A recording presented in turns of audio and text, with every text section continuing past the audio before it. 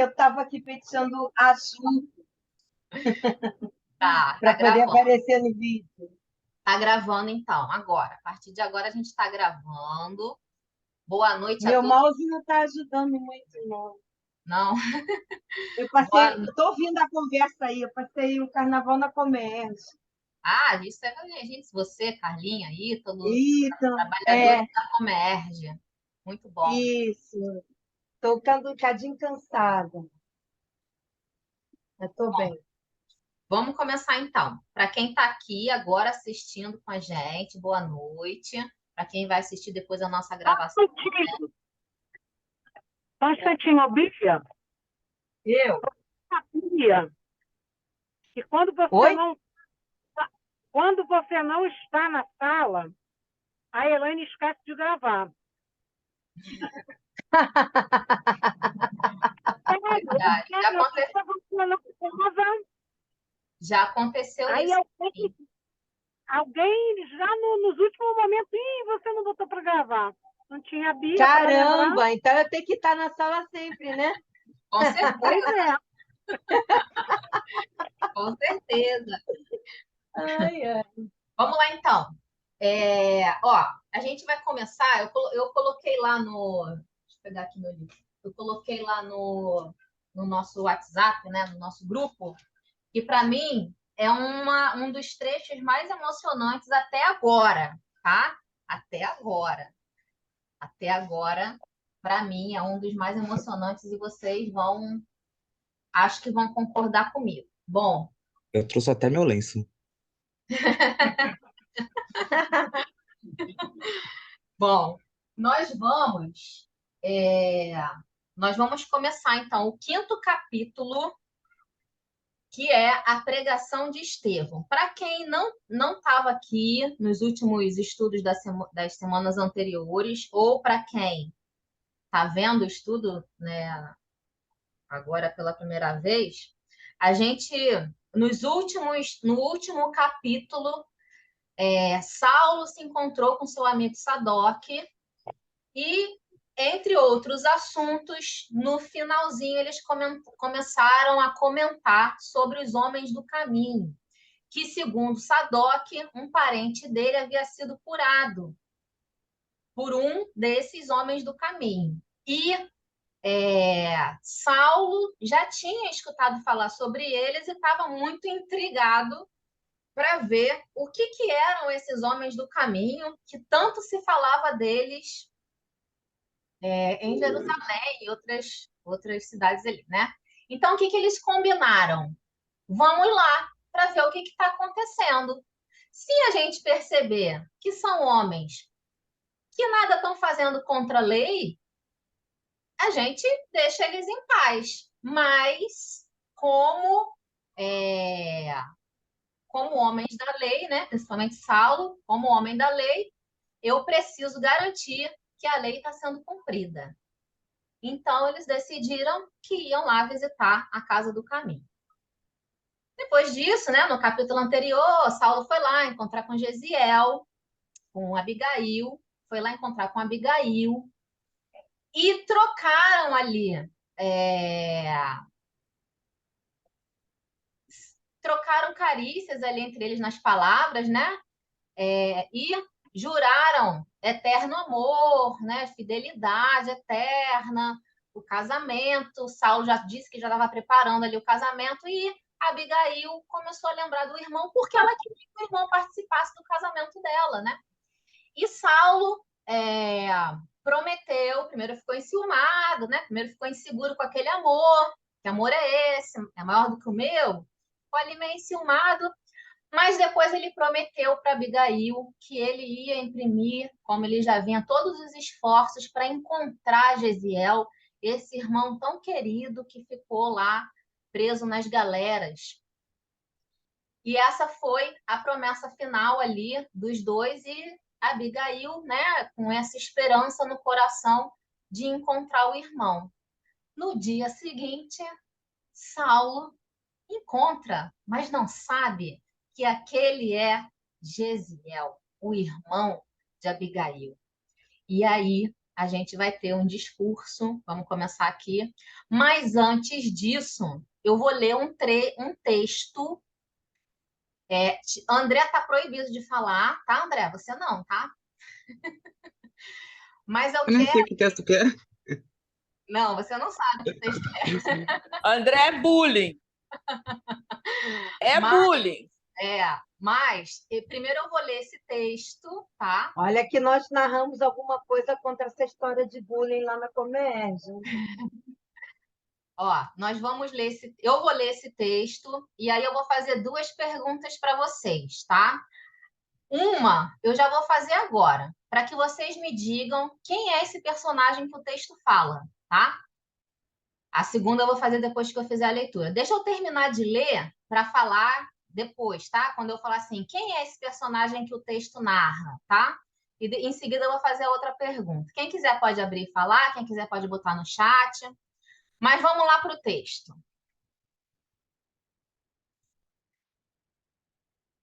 É o seguinte: quem deu crédito ao que nos ouviu e a quem foi revelado o braço do Senhor? E subirá como arbusto diante dele e como raiz que sai de uma terra sequiosa. Ele não tem beleza, nem formosura, e vimos-lo e não tinha presença do que era, e por isso nós o estranhamos. Feito um objeto de desprezo e o último dos homens, um varão de dores, experimentado nos trabalhos, e o seu rosto se achava como encoberto, e parecia desprezível, por onde nenhum caso fizemos dele. Verdadeiramente, ele foi o que tomou sobre si as nossas fraquezas, e ele mesmo carregou com as nossas dores. E nós o reputamos como um leproso, e ferido por Deus e humilhado. Mas ele foi ferido pelas nossas iniquidades, foi quebrantado pelos nossos crimes. O castigo que nos devia trazer a paz caiu sobre ele, e nós fomos sarados pelas suas pisaduras. Todos nós andamos desgarrados como ovelhas. Cada um se extraviou por seu caminho, e o Senhor carregou sobre ele a iniquidade de todos nós. Foi oferecido porque ele mesmo quis e não abriu a sua boca. Ele será levado como uma ovelha ao matadouro, e como um cordeiro diante do que o tosquia, emudecerá e não abrirá a sua boca. Ele foi tirado da angústia e do juízo. Quem contará a sua geração? Porque ele foi cortado na terra dos viventes. Eu o feri por causa da maldade do meu povo. E lhe dará os ímpios pela sepultura, e o rico pela sua morte, porque ele não cometeu iniquidade, nem se achou nunca dolo na sua boca. E o Senhor quis quebrantá-lo na sua enfermidade. Se ele tiver dado a sua alma pelo pecado, verá a sua descendência perdurável, e a vontade do Senhor será por sua mão prosperada. Verá o fruto do que a sua alma trabalhou, e se fartará. Aquele mesmo justo, meu servo, justificará a muitos com a sua ciência, e ele tomará sobre si as suas iniquidades. Por isso, eu lhe darei por sorte uma grande multidão de pessoas, e ele distribuirá os despojos dos fortes, porque entregou a sua alma à morte, e foi posto no número dos malfeitores. E ele carregou com os pecados de muitos, e rogou pelos transgressores da lei. Quem é o personagem do texto? De quem? De quem o narrador? Isso é Isaías, né? Você está perguntando quem é o narrador ou quem é, Não. que é o personagem que quem está o narrador? dentro da narrativa? De quem o narrador está falando? De Para Jesus. mim, de Jesus. Muito bom. Mas você quer saber quem é o narrador também? Não, então, Isso é Isaías, gente. Isso aí é só o profeta falando. é Isaías. A Ju já falou, é Isaías. Ele está falando de Jesus. Já adiantou É. a minha pergunta. Eu ia perguntar, para quem não conhece o texto, se esse texto aqui ele foi falado antes ou depois da crucificação do Cristo. Bom, sendo Isaías, né? A gente sabe É. que foi antes da crucificação do Cristo. Vou fazer outra pergunta, então, já que a gente já descobriu que é Jesus, que é Isaías narrando, né? Isaías, para quem não sabe, foi um grande profeta, o que mais falou sobre a vinda do Messias, e de uma forma muito clara, como vocês estão vendo aqui, né? Muitos anos antes da vinda do Messias, do Cristo, né? Por esse texto aqui, vocês acham que os judeus, quando viram o que aconteceu com Jesus, já poderiam ver que aquele de fato era o Messias anunciado por Isaías? Na minha opinião, eles eram obrigados a ter visto. Eles tinham informação, conhecimento, vivência, experiência, tudo para terem visto. Alguns até viram, mas se calaram, nós sabemos. Outros não se calaram e acabaram por sofrer as consequências. Mas aqueles que não viram porque os interesses do mundo apenas ofuscaram o que eles deveriam ter visto com tanta clareza diante dos olhos. Porque aqueles que não tinham conhecimento viram. Que não sabiam de nada, viram. Uns viram pelo coração, né? E outros tiveram a sensibilidade, como Gesiel, né? Como Estevão. Os olhos da alma, como a gente estava conversando ontem, como o Beto colocou ontem tão bem na palestra, abrir os olhos. Exatamente.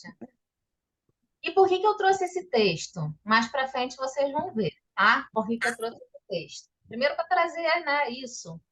Eu acho esse texto, assim, belíssimo. E tem um vídeo no YouTube, atual deve ser, olha, não tem 10 anos esse vídeo, né? Que um grupo de pessoas, elas vão e mostra esse vídeo para alguns judeus e pergunta para eles, primeiro, de quem é, né? E lógico que eles reconhecem, e segundo, quem eles acham que é. De início, eles falam que não sabe, né? Mas depois eles falam, vocês conhecem Jesus? Você acha que pode ser ele? E eles abrem o olho e falam, é o que aconteceu com ele. De uma forma... Jura, Elaine? Se eu achar, eu vou colocar. Tá. Então, procurar também. Vamos lá. Então, vamos começar o nosso texto. Tem coisa aberta hoje. Saulo e Sadoc entraram na igreja humilde de Jerusalém, notando a massa compacta de pobres e miseráveis que ali se aglomeravam com um raio de esperança nos olhos tristes. Essa foi a primeira visão que Saulo e Sadoc tiveram ali da Casa do Caminho. O pavilhão singelo, construído à custa de tantos sacrifícios, não passava de grande telheiro revestido de paredes frágeis, carente de todo e qualquer conforto. Então, era muito, muito simples, né? Tiago, Pedro e João surpreenderam-se singularmente com a presença do jovem doutor da lei. Ele era conhecido, né? Que se popularizara na cidade pela sua oratória veemente e pelo seu acurado conhecimento das Escrituras. André, eu falei que você não podia falar o texto, mas eu nem perguntei. Você quer comentar alguma coisa sobre o texto? Não? Não. Obrigado. Vamos lá. Os generosos galileus ofereceram-lhe o banco mais confortável. Ele aceitou as gentilezas que lhe dispensavam, sorrindo com indisfarçável ironia de tudo que ali se lhe deparava.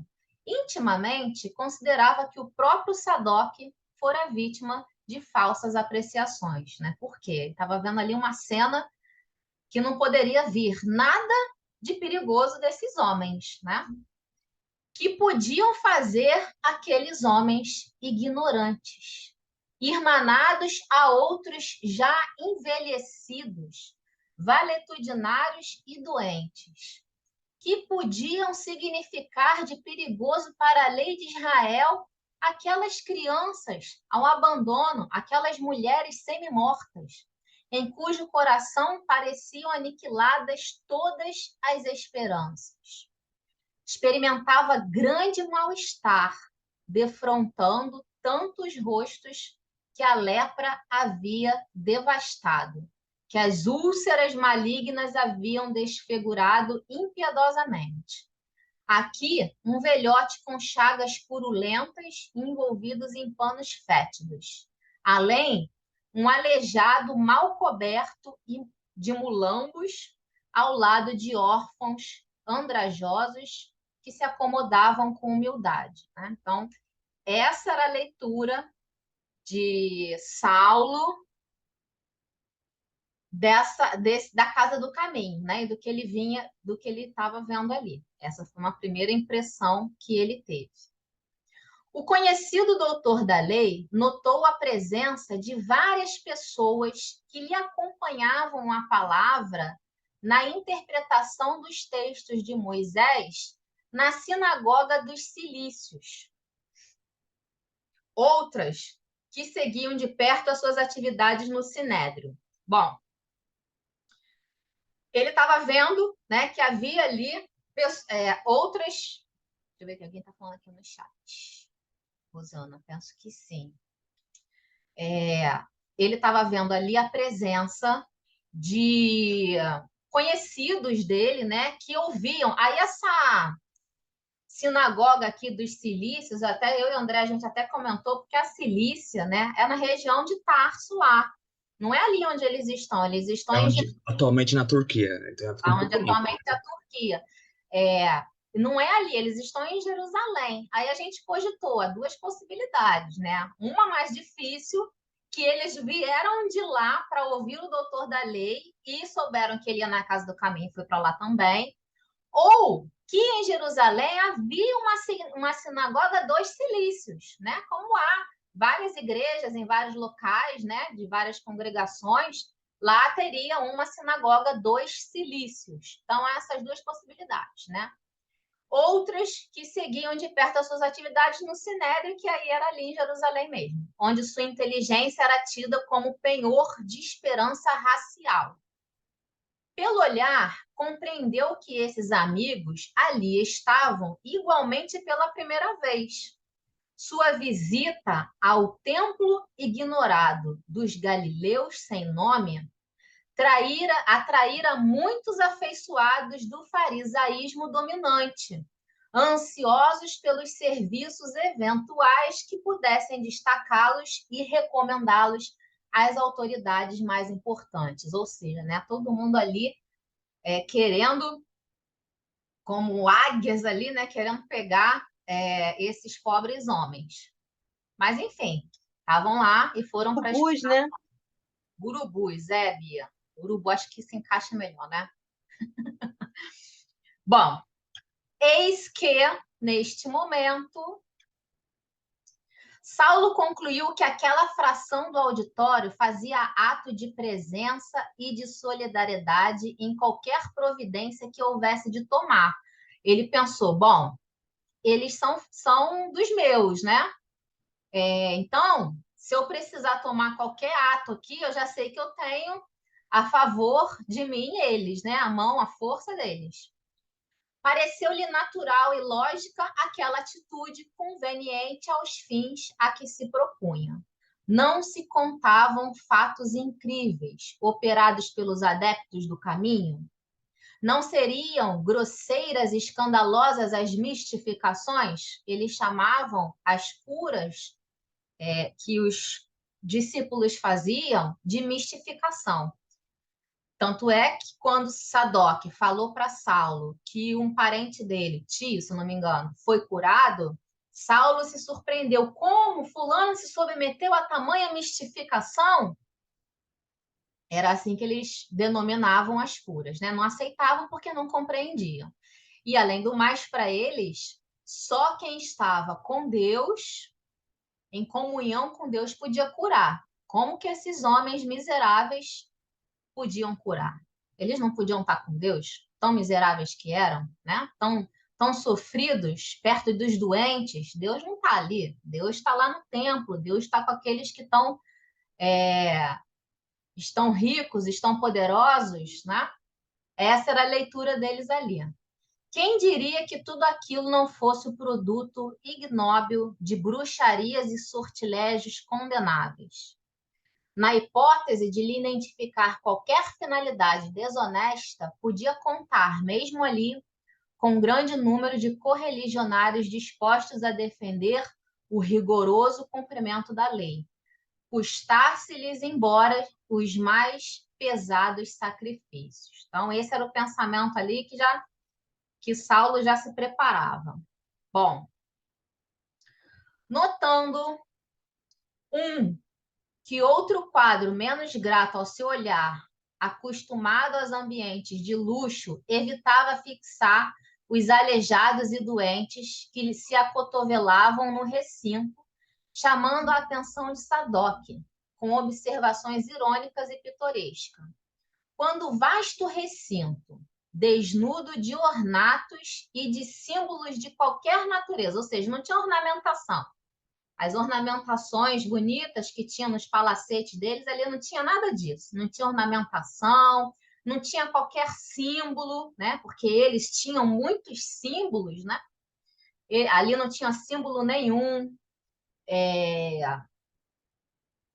Um jovem permeou as filas extensas, ladeado de Pedro e de João, galgando os três um estrado quase natural, formado de pedras superpostas, né? Bem simples. E aí eles começaram. Estevão! Estevão! Era Estevão que se aproximava para falar. Vozes abafadas inculcavam o pregador, enquanto seus admiradores mais fervorosos apontavam para ele com um jubiloso sorriso.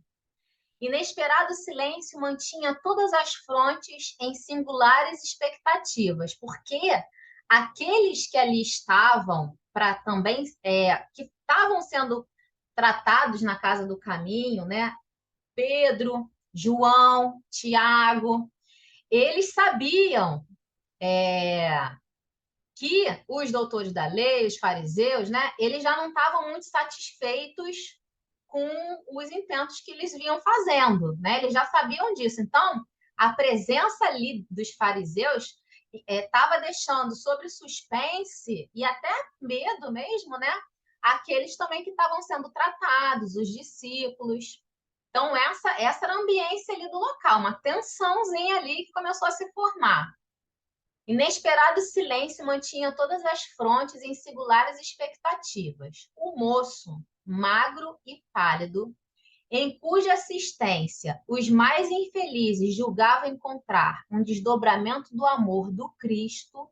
Olha como que Gesiel já tinha, né? Aqui já Estevão, como que ele já tinha naqueles corações considerável amor, a ponto deles falarem que ali, né, no seu comportamento, no seu amor, era desdobramento do amor do Cristo.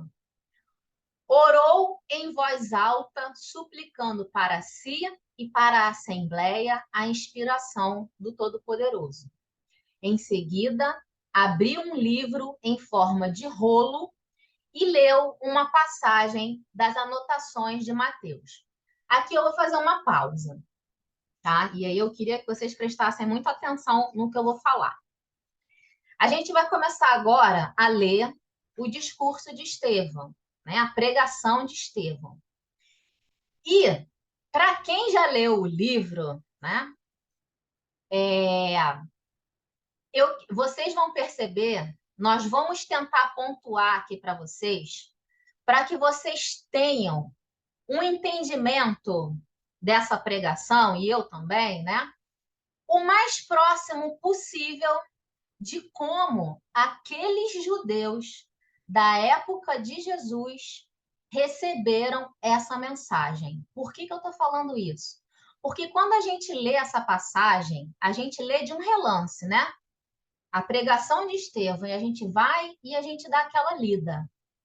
Só que se a gente não conhecer um mínimo, ou um pouco, pelo menos, do pensamento daqueles judeus da época em relação a várias questões que Estevão vai levantar, a gente não vai conseguir compreender o choque que foi essa pregação para o ouvido desses judeus, tá? É diferente do que a gente lê. O que a gente lê e compreende é muito diferente do que eles compreenderam, porque aqui envolve questões das leis, né? Da lei dos judeus, da Torá, de questões ligadas aos costumes religiosos deles, de questões ligadas aos costumes da vivência em sociedade deles, que a gente não sabe, a gente não está acostumado, né? Então, por isso que eu digo que quando a gente lê, a gente não consegue ler e compreender e receber da mesma forma que esses judeus receberam, principalmente os doutores da lei, tá? Então, eu vou tentar, na medida das minhas possibilidades, a André vai me ajudar, pontuar essas questões para que vocês consigam compreender e a gente também, tá? E se a gente deixar de pontuar alguma coisa e alguém quiser pontuar, que já leu, que já estudou, pode trazer aqui para a gente, tá? Todo mundo constrói o estudo junto. Vamos lá.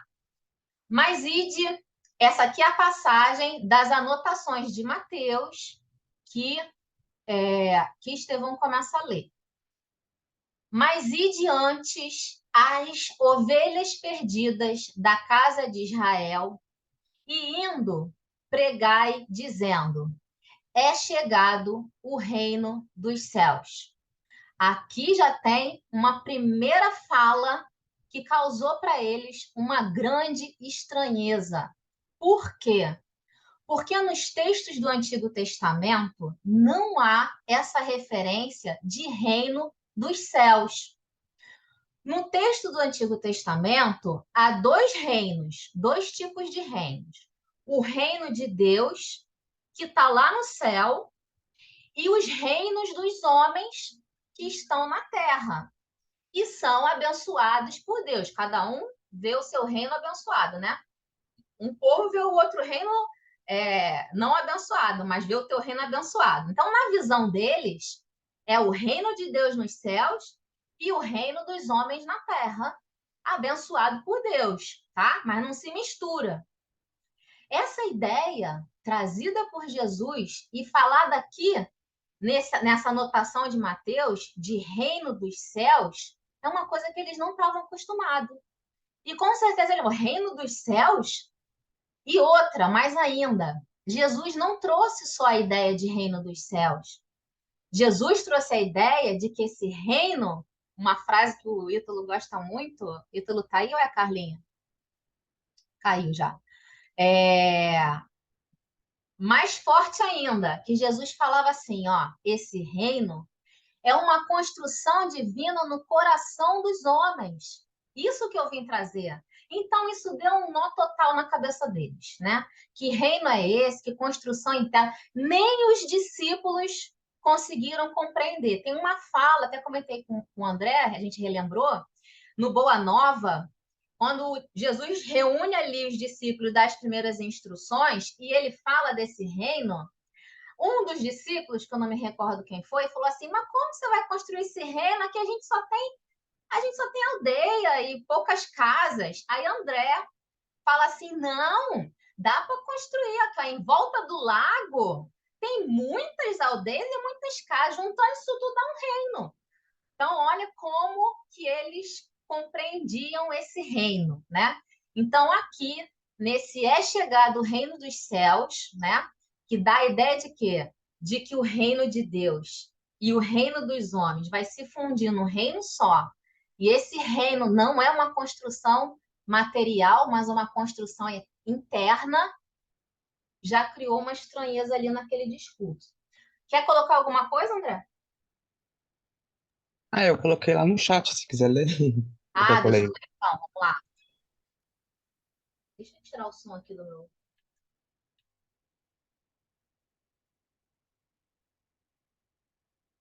Gente, esqueci de tirar o som. Então eu leio. É que eu lembrei que Ah, até então, e é uma compreensão que existe até o dia de hoje, né? As pessoas têm um abismo entre o sagrado e o profano, né? Então, o mundo e Deus, né? Então, tanto é que as pessoas vão num lugar especial para encontrar com Deus, porque existe linha divisória. Tanto é que no primeiro livro da série Fonte Viva, do livro Caminho, Verdade e Vida, Emmanuel dá um puxão de orelha, porque ele fala isso, né? De, ó, vocês louvam Deus nas igrejas, mas fora das igrejas vocês estão lá fazendo o que querem. E aí eu peguei só um trechinho que ele fala: o Cristo não estabelece linhas divisórias entre o templo e a oficina. Toda a terra é seu altar de oração e seu campo de trabalho ao mesmo tempo. Porque a compreensão era bem essa que você falou, Elaine. Havia o reino de Deus, né? E o reino dos homens, o reino material, enfim, era bem a parte. Era um abismo gigantesco, né? Então, é, e com relação a isso que você falou, tá no Boa Nova, no comecinho, né? Ali, logo depois daquele encontro com o Hanan, ali encontra com Simão Pedro e André, né? E fala essa questão. Mas essa compreensão dos discípulos de um reino material prevalece até o último momento, porque a gente vê no mesmo livro, na última ceia, os discípulos brigando por quem ia ser maior no reino de Deus, quem ia ser maior de Jesus, né? Ah, eu vou ser o ministro, eu sou você, não sei o quê. Então, assim, achando que, tanto é que a crucificação, né, Jesus ter morrido, foi um baque, por causa que eles até então interpretavam um reino material que ia derrotar os romanos, né? E com relação ao reino dos céus que você falou que começa dentro, o que eu comentei é isso, né? Diferentemente do que as outras religiões interpretam, né? Que é um movimento que é de fora para dentro, no Espiritismo a gente interpreta ao contrário, é de dentro para fora. Então, por isso que Jesus é, ia de coração em coração, né? Semeando aquelas boas sementes naqueles corações. Porque um coração que frutifica, que implementa esse reino dos céus, já vira uma luz no mundo, né? E quando chegar um momento que muitas pessoas estiverem vivenciando esse reino dos céus, que eu costumo brincar que atualmente aqui é uma interpretação do André, né? Então não sei se faz sentido, mas atualmente a gente vive no culto do próprio ego, que é o egoísmo. Então a gente vive no reino do ego. Vai chegar um momento que a gente não vai estar mais no reino do ego, vai estar no reino de Deus. Que a vontade não vai ser do meu próprio ego, da minha vaidade, para me satisfazer, do meu orgulho. Não, vai ser a vontade de Deus. Vai ser igual Jesus, vai fazer a vontade de Deus. Aí vai ser um momento que não vai ser mais meu ego que fala, mas o eu crítico, meu eu superior. Aí a gente vai repetir o que Paulo falou. Não sou eu mais que vive, mas é o Cristo que vive em mim. Porque a gente vai ter então em harmonia com as leis de Deus, né? Com a nossa consciência, que é onde está escrito as leis de Deus, que a gente vai estar vivendo esse momento de plenitude, que é o reino dos céus, que é dito aqui, né? E eu penso que para Saulo, o que a Leane falou é muito interessante, por causa que até hoje a gente tem a tendência de sempre fazer isso, não só nos textos bíblicos, mas, por exemplo, a gente pensa a história do mundo, a história do Brasil, enfim. A gente tem muita tendência de puxar para os nossos dias a compreensão de um pensamento ocidental, enfim. Então a gente nunca vai pegar, por exemplo, isso para tudo. Eu estava vendo agora há pouco um documentário sobre a Segunda Guerra Mundial. E como esses documentários são produzidos pelos Estados Unidos, então é sempre o ponto de vista que a gente aprende dos Estados Unidos que empurrar, não sei o quê, não sei o quê. Mas aí outro ponto de vista, não que seja o certo, mas do outro ponto de vista, né? Mas o que eu queria trazer é o seguinte, parece que o Evangelho e a Bíblia como um todo, né, sobretudo, foi escrito na linguagem daquele tempo, por pessoas daquele tempo, com o pensamento não o ocidental do século XXI, mas o oriental de se pegar o Evangelho 2.000 anos atrás, mas até mais 3.000 anos atrás, para pegar o Antigo Testamento, enfim. Por isso que não adianta a gente pegar os livros de Moisés e tentar ler. Nossa, como assim a geral, né? criação, Como a fazem, né? criação a criação, sete dias? Nossa, como assim que Deus criou com a palavra? Não é um texto científico, enfim. E aqui é a mesma coisa, né? Então, aqui não é tão impactante, mas é muito interessante esse estudo do contexto para a gente tentar entender. Porque mesmo Jesus, ele falava nas parábolas, ele pegava coisas do contexto, da pesca, que está estudando na quarta-feira, eu, a Juliette, a Bia, né? A Elaine, enfim, ou usava termos lá, falava com os fariseus, falava então é bom, por isso que a Elaine fez aquele estudo lá da contextualização para trazer esse mínimo de compreensão, senão a gente fica meio que boiando, né? A gente não entende, como a Elaine disse, não entende o impacto dessas palavras, porque pra gente é muito óbvio. O cristianismo veio para todo mundo, não veio só para Israel. Aqui já foi um absurdo, porque até então Israel é a nação escolhida, que vem para os gentios também? Que evangelho é esse? Porque os gentios não são escolhidos, né? Muito bom, amiguinho. Vamos lá. E só para Só uma coisinha, complementar o que sabe o ele que que eu... falou. Ai, peraí, Ju, eu Fala, comecei Bia, primeiro. pode falar, Fala, depois a filha, Ju fala, fala. Bia. Não, só para complementar o que ele disse, né? A gente só vai ter esse reino dos céus no nosso coração, que Jesus falava para que são chegados o reino dos céus, dentro do nosso coração, né? A gente só vai ter ele quando a gente fazer a nossa reforma íntima, nos livrando do egoísmo. E é nesse sentido aí que o André falou, que não é mais o que Paulo disse, que não é mais ele que vive nele, sim Jesus. Jesus também falou a mesma coisa, no sentido que Jesus fala assim, eu e o Pai somos um, né, nesse Exato. sentido. E muitas pessoas confundem isso, Isso. fala que Deus é Jesus. Muito bom, muito bem lembrado, Bia. Bia travou. Muito bem lembrado. E aí eu queria contar para vocês isso que a Bia está falando. Ah, a Bia caiu. Eu queria que ela ouvisse o que eu ia falar agora. Não, tá aí. Tá aí, Bia? Voltou. Ah, voltou. Bia, isso que você está falando é muito pertinente, né? Até hoje as pessoas Eu confundem. caí, eu caí, eu caí. Tá ouvindo Deus, agora? Deus e Jesus, Deus, É, Jesus é Jesus, mas no sentido de Jesus fazer a vontade de Deus, eles dois são um, né? Isso. mas deixa eu contar para todo mundo aqui. É uma coisa que eu me lembrei. Eu fazia evangelização numa casa espírita, né? E a Bia, em determinado momento, me foi dado esse presente, ela foi me auxiliar, né, Bia? E aí a gente ficou nós duas lá como evangelizadoras de uma turminha. Eu sou péssima em música, né? De criança, de adulto, eu sou péssima em música. Quem me conhece sabe disso. E a Bia sabe todas as músicas. E aí uma criança, uma mãe, né? Porque era uma turma muito pequenininha, uma mãe fez essa pergunta, falou que Jesus era Deus. A Bia ensinou uma musiquinha que nunca mais saiu da minha cabeça, que é assim: vamos aprender a lição. Deus é nosso Pai e Jesus é nosso irmão. Lembra disso, Bia? Não vou mais fazer nenhuma confusão, pois Deus é nosso Pai e Jesus é nosso irmão. E eu nunca mais esqueci. Obrigada, Bia, por esse presente. Ju, quer falar, Ju? Juliette quer falar.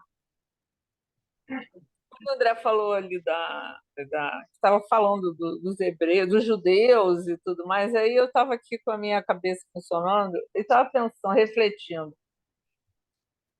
É um povo que, na verdade, era tão humilde, tão tosco, de agricultores e tudo mais, né? Com histórias de escravidão, de sofrimento, de tantas coisas. Como chegou, o que o orgulho fez com esse povo, e chegou ao ponto de, pelo conhecimento das leis, por serem mais estudiosos até, né? Ou na verdade não mais do que outros, mas apenas por terem condições de fazer. Como é que um deles, né? Eles chegam a um lugar de uma pregação de um pobre galileu, né?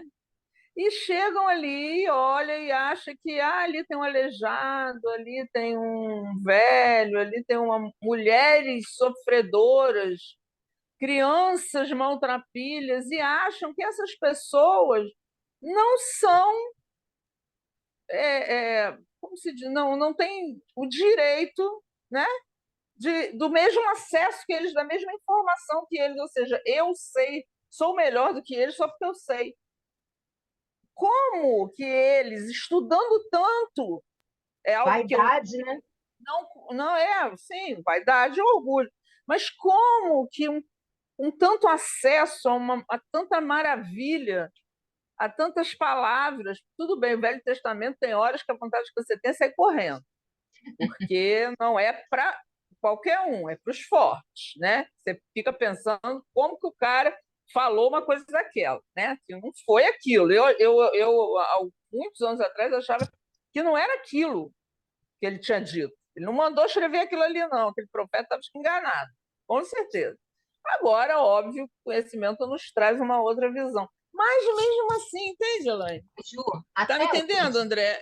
tô te Como é que entendendo, a ó. visão, Eu como é que a arrisco, pessoa chega e eu, não se comove, Elaine? eu arrisco a falar uma coisa aqui, que é o seguinte: o conhecimento, né, ele não transforma os corações. O conhecimento de qualquer lei de Deus, né, não transforma os corações. Não é isso. Não, é A a dor que transforma. intelectualidade é o que eu digo sempre. Nós espíritas, a gente pode ler a obra inteira de André Luiz. A gente pode estudar por anos o Pentateuco Kardeciano. A gente pode estudar por anos os romances de Emmanuel, que isso pode não modificar o nosso coração, porque não é isso que modifica o coração, né? E eu te É, digo que isso persiste até os dias de hoje, porque se com assim certeza. principalmente nós aqui, né, no nosso país querido, a gente não ia ver tantas pessoas ainda sofrendo em busca de um tratamento na rede pública de tratamento, né, de saúde. Sim. É o mesmo olhar que eles tinham na época, se você for ver bem, né? Eram Mesmo num paralelo, né? Pessoas doentes, desprezadas, jogadas à sorte. E vou te dizer hoje, né, quando eu olho para o sistema de saúde público, e eu conheço pessoas, né, que passam dificuldades gigantescas submetendo a esses tratamentos, não está diferente, não. Então, assim, mas a gente precisa também compreender que a gente ainda tá no Sim. momento de infância espiritual no planeta terreno. Imagina eles, né? Eles, A entre gente aspas. ainda tá? Então a gente ainda tem muito que caminhar ainda. Fala, André. Temos. Fala, amiguinho. Nossa, tem tanta coisa para comentar. Então vai. Não, primeiro, vou de trás, Eu falei que eu o vou, discurso de Estevão ia dar o que falar. eu vou de trás para frente, então. Porque, com relação ao que você falou, a gente não aprende a amar na teoria, né? Então, pode ler os melhores livros, não tem, e tem coisa que a gente tem que fazer, não tem jeito, né? Não é por muito saber, mas é por muito amar, né? E é nós, no movimento espírita, às vezes, precisamos tomar um pouco de cuidado, porque a gente fica no intelectualismo, né? E é muito perigoso. O trabalho da assistencial, do amparo, eu sei que no Recanto vocês distribuem almoço para os moradores, é tão importante quanto qualquer outro trabalho, por causa que você vai lá no exercício e aprende tanto quanto qualquer outro estudo, por causa que é na lidar com o outro, enfim. Mas com relação ao que a Juliette falou, que me trouxe vários pontos. Ela trouxe a questão do orgulho dos israelitas. Aí eu lembrei de Emmanuel falando no livro A Caminho da Luz sobre os capelinos que vieram aqui para o planeta Terra. E um dos grupamentos era dos hebreus. E Emmanuel salienta que daqueles capelinos exilados, que eram muito inteligentes, como todos, por isso que trouxe grande avanço, né, apesar da moralidade não ser tão avançada, os hebreus eram aqueles mais orgulhosos. Aí eu penso, isso até, por um lado até que foi bom, por outro lado foi ruim. Por quê? O lado ruim. A intenção de Deus, eu penso, de Jesus, como governador do nosso orbe, era que na primeira revelação com Moisés, eles aprendessem e espalhassem para o mundo. Mas não, eles se fecharam.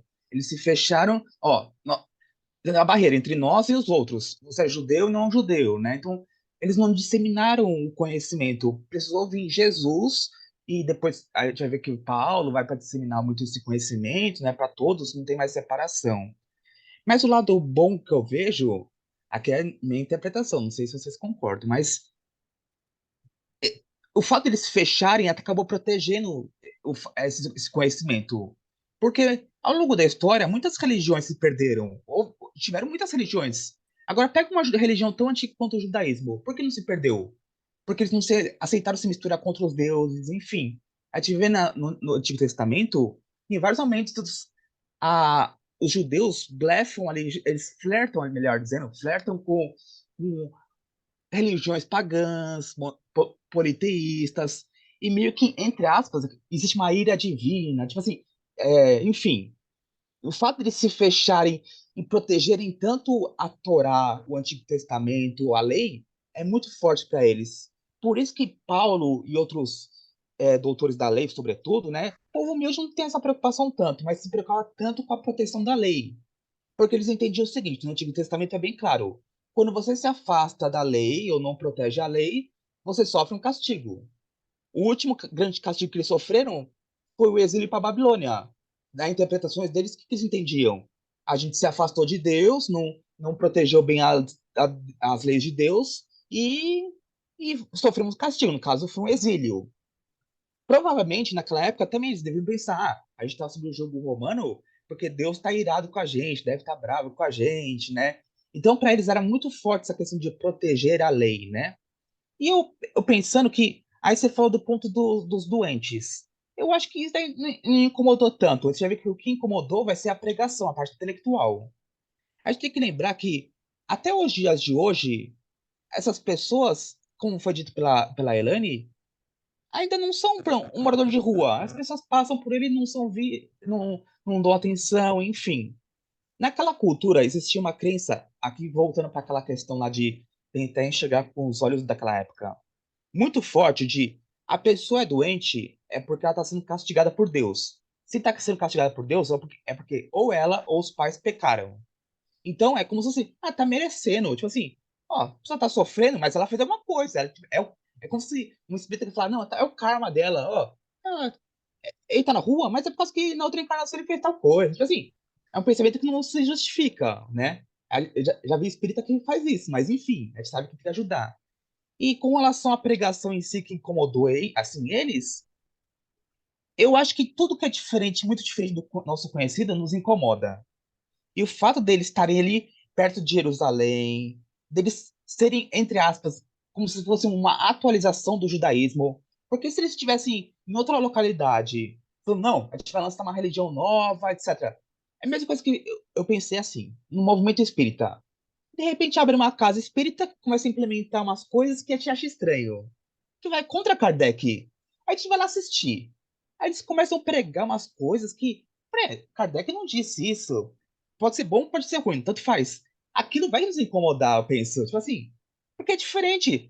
A gente pensa, Kardec é bastante, mas essa casa se diz espírita, para que então, aqui era uma. O cristianismo não era uma religião à parte, era uma vertente, quase uma atualização do judaísmo. Então, mesmo que eu nossa, mas aqui tá escrito centro espírita, mas você quer ser espiritualista? Eles estão falando de umas coisas de apometria, de não sei o que, de umas práticas que, nossa, que estranho. Então, acho que acaba nos incomodando. E até hoje, no movimento espírita, tive pessoal que se incomoda tanto com essa questão da pureza doutrinária. Não, isso aqui não está em Kardec, não sei o que. A gente age isso, muitas vezes disso. E não que não deva fazer isso, né? Porque senão a gente vai cair por muitas coisas. Mas aqui Saulo foi para um extremo que ele entendia que era o certo. E não só ele, muitos fariseus, sobretudo, tinham isso. Podia morrer pela lei, porque tinha que proteger a qualquer custo. A lei é uma extensão de Deus, então defendendo o próprio Deus, né? Ufa, Resumindo, eu resumindo, pensei com minha boca.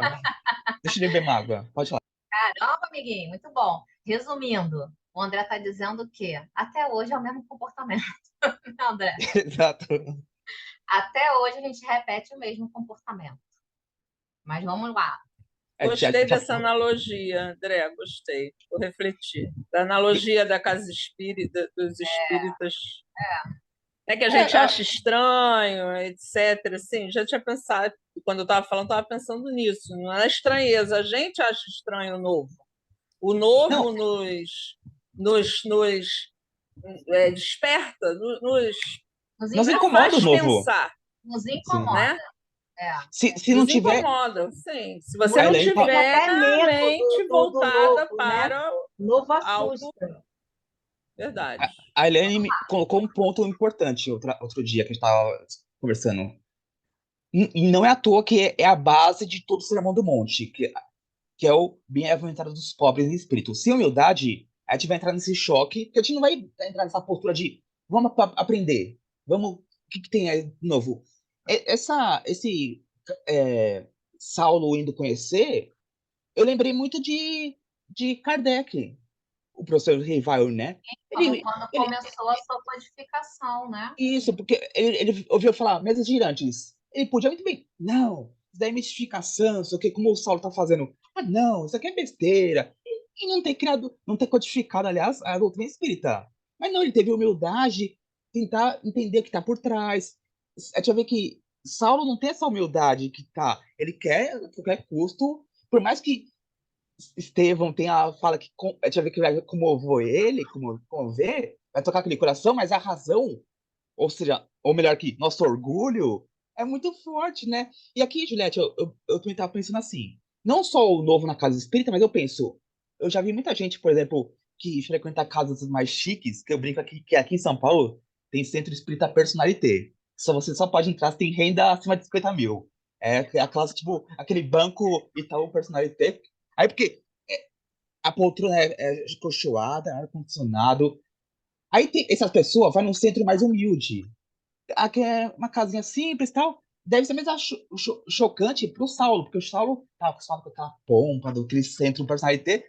Foi aqui num centro humilde, que no centro da pessoa lá não tem pessoa sem camisa, com chagas expostas, fedida. Que o pessoal não tomava banho. Vamos pensar que tá fedido, lepra, fede a beça, imagina só o cheiro que tava.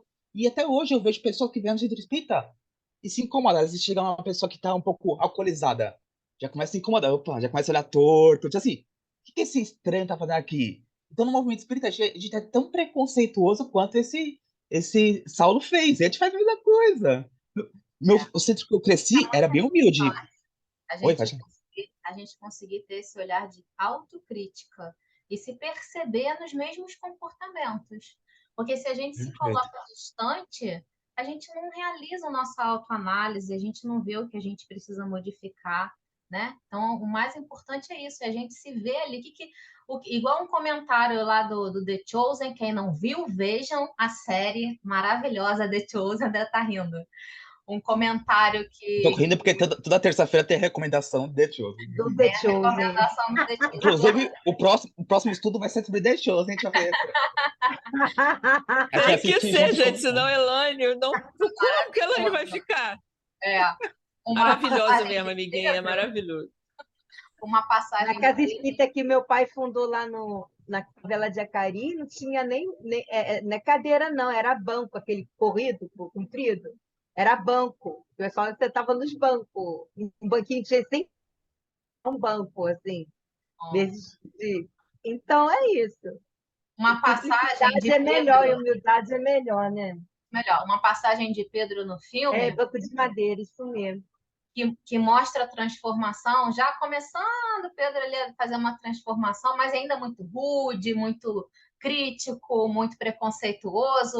Aí botaram essa cena na página do Instagram que eu sigo, aí veio uma pessoa e comentou assim, gente, eu tô percebendo que eu sou muito Pedro. Aí eu falei, pô, essa tá no caminho exato de perceber ali naquele, né? O que a gente tem também de ruim, né? Isso que a gente tem que fazer. Mas vamos lá, ó. Eu pensei que eu fosse chegar na metade. Vamos pelo menos tentar mais um slide além desse aqui. Bom, Estevão ergueu altos olhos, serenos e fulgurantes, e sem se perturbar com a presença de Saulo e dos seus numerosos amigos, começou a falar mais ou menos nestes termos, com voz clara e vibrante. Vamos ver o que ele começou a falar. Vamos ver só mais um slidezinho. André, levanta a mão, fala, amiguinho. Não, que eu ia falar rapidinho que me veio aqui. Eu nunca tinha pensado nisso, mas imagina o amparo que tinha na espiritualidade naquela casa do caminho. Então, o quanto ele era. Ele tava. Pode ser que ele era um grande médium potencial, médium ostensivo, ele sabe que Estevão realizava curas. Então, eu penso, será que o quanto ele foi influenciado nesse discurso? Não que ele não tivesse capacidade, mas eu não duvido que o próprio Cristo também tenha ali influenciado, né? Tipo, esteja lá Também do lado dele, assoprando as palavrinhas, né? Também Eu não não duvido. duvido que ele estivesse intuído ali. E mais para frente eu vou falar também que não só ele, mas que a situação que se segurou ali, que poderia acontecer, foi providência também da espiritualidade, tá? Com certeza. Bom, então Estevão começa a proferir o discurso dele, né? A pregação. Meus caros, eis que chegados são os tempos em que o pastor vem reunir as ovelhas em torno do zelo sem limites. Aqui ele está levantando uma figura interessante que a gente vai ver. Isso também é muito interessante. Vocês viram a visão de Saulo daqueles homens do caminho e a visão de Saulo do próprio Estevão quando ele entra naquele recinto, né? Ele descreve um homem insignificante, né? Só que nesse discurso de Estevão, uma das coisas também que vai surpreender ele é a capacidade dele de conhecimento da lei, de conhecimento da palavra dos antigos profetas, porque ele fala sobre Salmo de Davi, a gente vai ver isso. Ele fala sobre Isaías, né? Eu trouxe um texto lá, a gente vai ver que ele fala sobre Isaías. Ele fala sobre o livro de Jó. Ele fala muita coisa, né? Ele cita parábolas que Jesus ensinou e que provavelmente estavam nas anotações de Levi, né? Nas anotações de Mateus. E aí a gente vê que ele já tem a capacidade perfeita de entendimento das parábolas, coisa que até hoje a gente está aqui no exercício, na tentativa de compreender. A gente vê que Estevão já discorre sobre as parábolas assim como se fosse um grande conhecedor delas. Então esse conjunto de conhecimentos e essa perfeita oratória também foi uma das coisas que chamou a atenção de Saulo, tá? Estevão estava em outro patamar, com certeza, o André falou, outro patamar. Meus caros, eis que chegados são os tempos em que o pastor vem reunir as ovelhas em torno do seu zelo sem fim, sem limites. Éramos escravos das imposições pelos raciocínios, mas hoje somos livres pelo Evangelho do Cristo Jesus. Pausa de novo aqui. Muito importante. Quando a gente lê esse trecho e a gente lê Evangelho do Cristo Jesus, a gente eu pelo menos, tá? Antes de estudar o texto mesmo, né? Quando eu fazia a leitura só por diversão, né? Enfim, quando a gente lê isso aqui pelo Evangelho do Cristo Jesus, automaticamente a gente pensa em quê? Nos textos do Novo Testamento, certo? Alguém pensa diferente? Não, né? Os textos do Novo Testamento. Só que não é. Nesse momento, e durante muitos anos, não existia Novo Testamento. Então, quando a gente lê aqui pelo Evangelho do Cristo Jesus, a gente tem que traduzir da seguinte forma: a boa nova trazida pelo Cristo, as mensagens redentoras trazidas pelo Cristo. Porque evangelho, né, é evangelho, que quer dizer boa nova, boa mensagem, que inclusive era usado também no Antigo Testamento, não é, André? Com este sentido, de uma boa mensagem. Não só no Antigo Testamento, mas o próprio César de Roma tinha seus evangelhos, né? Que ele proclamava as boas novas. Era um termo comum, não era? Hoje em dia te associa, evangelho é um livro. Naquela época não, era uma boa notícia, era uma boa notícia. Mas não existiam ainda os textos do Novo Testamento, sobretudo os textos dos evangelistas, tá? Então, aqui ele está falando da mensagem do Cristo.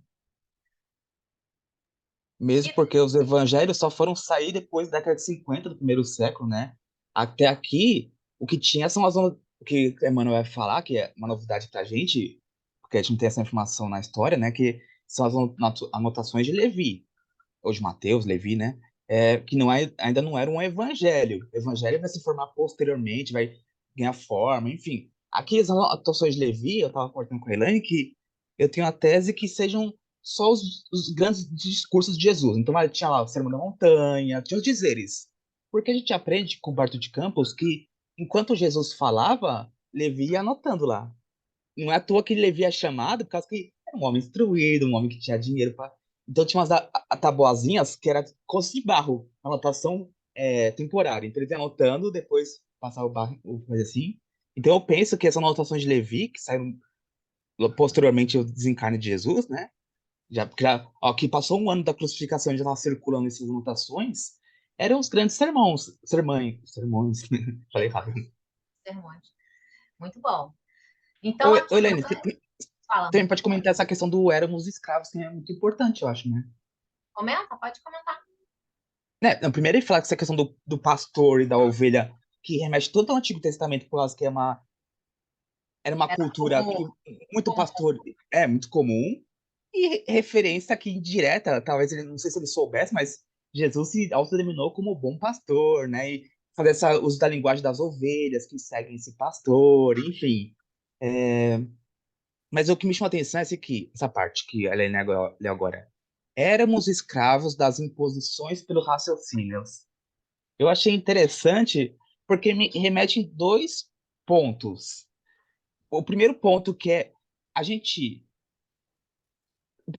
pensando por aquela sociedade, eu penso que primeiro que eles estavam muito preocupados com os raciocínios formais. Então, por exemplo, em vez de ajudar uma pessoa que está caída, não, me tornar impuro, etc. Eles estavam escravos dos puros raciocínios. Eles não colocavam no coração. A relação do homem com Deus era a lei. Era mais uma relação homem-lei do que homem-deus. Porque era assim, era muito racional. Aí eu lembrei que do livro Os Mensageiros, se me permite, né? No primeiro capítulo tem uma mentora chamada Narcisa que ela fala uma coisa muito interessante, puxando nossa orelha, não só aqui do povo, mas ele fala assim: enquanto o espírito do homem se engalfonha apenas em cálculos e raciocínios, o evangelho de Jesus não me parece mais do que repositório de ensinamentos comuns. Mas quando se lhe despertam os sentimentos superiores, verifica que as lições do mestre têm vida própria e revelam expressões desconhecidas da sua inteligência, à medida que se esforça na edificação de si mesmo, como o ensinamento do Pai. Quando crescemos para o Senhor, seus ensinos crescem igualmente nos nossos olhos. Ou seja, ler o evangelho é muito mais coração do que razão. A gente ainda, eu percebo que a gente está muito na fase ainda da razão, é muito legal, a gente vai nos livros, enfim, mas é muito mais sentir do que. Não que a parte racional não seja importante, né? Mas o vivenciar, o sentir do coração, né? É tão importante quanto. Não à toa no Renúncia ao Auxílio vai fazer aquelas 4 degraus, né? Conhecer, meditar, sentir e viver, né? Então, sentir é muito importante. E essa parte da escravidão também me lembra essa fala de questão Alcione, tá lembrando a fala de Alcione? da Alcione no Renúncia. E com relação a essa questão da escravidão, também me lembra que o povo judeu houve o grande libertador, Moisés. E a gente entende uma ressignificação da Páscoa, que aqui até vai falar um pouco mais para frente, né, que nos enfiou. Aqui não fala direito, mas o Cordeiro Pascal que veio para tirar o pecado do mundo, enfim. O que isso significa, em outras palavras? Antes de Jesus ou antes de vivenciarmos o evangelho, nós somos escravos. Não mais escravos como antigamente, aquele povo no Egito, mas o nosso Egito atualmente, o que representa o Egito? Os múltiplos deuses. Então a gente tem o deus do dinheiro, do poder, do sexo, dos likes, enfim. Representa a materialidade, o Egito. Egito em hebraico significa estreiteza. Então, Jesus vem inaugurar um novo êxodo espiritual, mas não uma libertação física, como aconteceu outrora, mas uma libertação espiritual. Porque nós ainda somos escravos, não mais do outro, mas de nós mesmos, dos nossos defeitos, da nossa ignorância, das nossas imperfeições. E Jesus vem mostrar pra gente, ó, ele não vem nos libertar assim facilmente, ele vem mostrar o caminho, ó. O caminho para a libertação é esse, ó. Eu tô te entregando aqui o caminho. Vocês podem chamar de evangelho, boa nova, ó, caminho. Aqui está a libertação. Enquanto a gente não vivencia o evangelho, nós somos escravos. A gente é escravo do mundo, é escravo da matéria, escravo do corpo, e a gente é mesmo ainda. Porque a gente dá Escravo muita. do medo, do ódio, da tristeza, né? E dos Perfeito, sentimentos exato. negativos. Muito N- Nós, nós ainda somos esses escravos. A gente está começando a tentar percorrer esse caminho, aprender a percorrer esse caminho para a libertação, né? Não à toa que Jesus desencarna na Páscoa, comemorando ali a questão da nova libertação, enfim. Então, essa escravidão que Gisele fala puxa para os nossos dias de hoje também, viu? Por causa que a gente é escravo ainda, muito, né? É. E uma coisa muito bem colocado, amiguinho. Uma coisa também nessa fala de éramos escravos e agora somos livres, isso também era um pensamento que Jesus já trazia e que já incomodava demais os doutores da lei, os fariseus, incomodava demais. Por quê? Porque aquele que detém, né, teoricamente, a imposição desse raciocínio, né, de trazer a lei como uma imposição do medo, por exemplo, detém o poder sobre aquele povo. Eles começaram a falar aí, ele está querendo libertar. Já pensou se esses miseráveis começarem a achar que eles têm poder de libertação? Como é que a gente vai dominar eles? Como é que a gente vai comandar? A gente vai perder a fala de mando, né? De comando, de controle. Então, na passagem ainda, na vivência de Jesus ainda encarnado, uma das coisas que amedrontava eles, e que tem também numa passagem do Boa Nova, era justamente isso. Era que fosse enaltecido neles muito essa capacidade de pensar e que isso libertasse eles se libertassem por essa capacidade de pensar por eles próprios, né? Elaine, será que é por isso que o evangelho é proibido na China, na Coreia do Norte, em alguns países? O evangelho era proibido aqui até a década de 60. Perfeito, bem lembrado. Porque é mais interessante você ser escravo. Perfeito, André. Perfeito. Até a década de Claro. 60. Ó, nosso Maior Eurípides revolucionário de todos os tempos. Quem foi? É. O nosso Eurípides Barçanufo, para quem não conhece, é o mentor da nossa casa-mãe, né? É, ele, quando ele conseguiu um exemplar da Bíblia, ele conseguiu do Padre Maia, que era um padre da igreja que ele frequentava, em sigilo. O Padre Maia, ele perguntava muito para o Padre Maia, né? O Padre Maia falou assim: meu filho, eu vou te dar um exemplar da Bíblia, mas você não pode falar para ninguém que eu estou te dando, tá?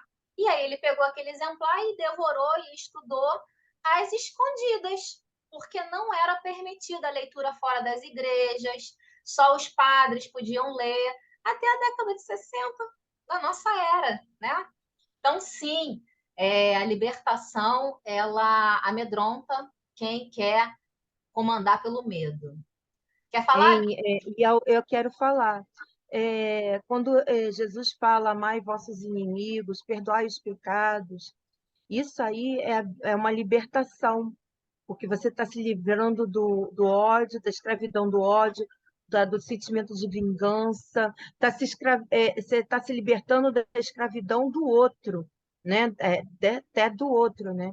Então, Jesus veio libertar a todos nós, mas não porque ele morreu na cruz, como muitos falam, mas pelas suas palavras, seus ensinamentos que nos trouxeram tanto consolo e tanto esclarecimento, nos libertando realmente de tudo o que nos prende, da matéria, dos vícios, das iniquidades, das coisas que não nos fazem bem. Né? Tudo que faz mal à saúde do corpo e do espírito, Jesus veio nos libertar. E é Né? uma libertação real, né, Bia? Por causa que a libertação do corpo dura até o desencarne. Ou, pronto, eu liberto de uma doença. Mas a libertação do espírito é para sempre. Eu sou imortal. Tipo assim, se eu construir agora, para sempre eu vou ter essa libertação, né? Nossa, essa Isso. liberdade. Amor, eu só tenho uma coisa a falar. Vê se vocês conseguem ler aqui, ó. Gratidão. Muita por vocês estarem aqui reunidos com a gente, estudando, acrescentando, crescendo no nosso conhecimento e mais ainda crescendo no nosso coração, esse amor gigantesco que Jesus trouxe para a gente, viu? Bom, tem 3 pessoas inspiradíssimas hoje no nosso estudo. Eu vou escolher uma para fazer a nossa prece. Deixa eu ver quem que eu vou escolher. André. Amiguinho, faz a nossa prece. Ó, você Já, a Gil e a hoje eu Bia falei tanto que eu já tô até. inspiradíssimos. Hoje eu falei tanto que eu já tô até com cãibra na língua já. Tá Tem que inspirado. Faz a até, nossa prece, por favor. deixa eu até relaxar minha língua, por causa que depois do estudo é um relaxamento lingual. Vamos lá. Hoje eu falei demais. Pai de infinita misericórdia, Te agradecemos por esse banquete espiritual, a qual temos o benefício de compartilhar. Essa comunhão de amigos, sobretudo de espíritos amigos, todos esses envolvidos que juntos nessa mesa, nesse banquete espiritual, consomem desse alimento.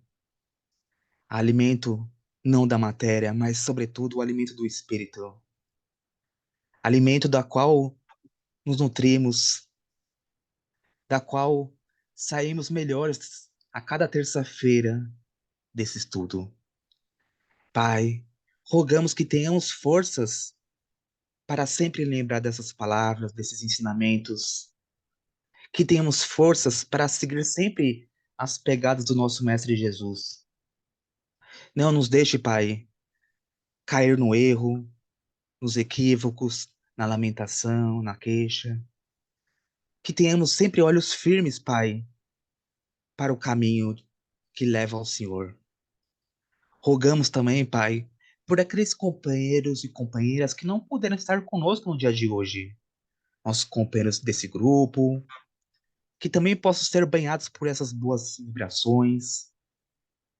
E também rogar, Pai, por todos aqueles irmãos nossos, encarnados e desencarnados, que ainda estão cegos na escravidão